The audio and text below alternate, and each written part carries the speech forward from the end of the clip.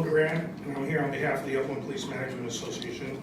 And I'd like to express that we fully support Chief Goodman. And I want to personally thank Councilwoman Elliott, Councilman Zuniga, Felix, and Velto for showing real leadership and seeing through the smoke and mirrors in what turned out to be a minor misunderstanding between two organizations trying to do the right thing. I was beyond words with what transpired with regards to the placement of one of our homeless.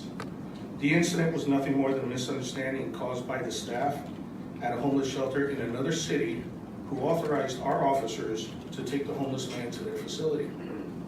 The fact that the city manager or the mayor would demand an apology from Chief Goodman without first taking a moment to inquire as to what happened is yet another example of poor leadership from the upper level of this organization.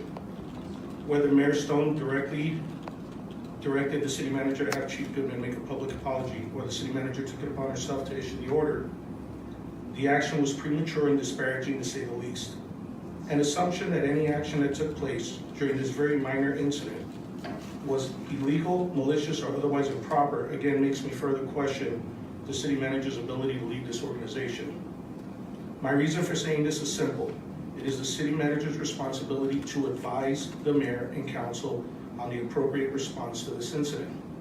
The response cannot be a knee-jerk reaction. Some type of fair investigation should have been conducted prior to making any assumptions.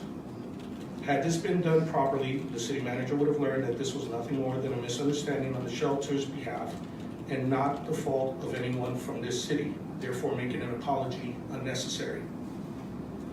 If this request for an apology did in fact come at the direction of the mayor, it is the city manager's responsibility to advise the mayor on the facts of the issue and recommend the appropriate course of action to take. By not doing this, the perceived message is that this city does not trust the chief or his staff to do their jobs and therefore will not support them.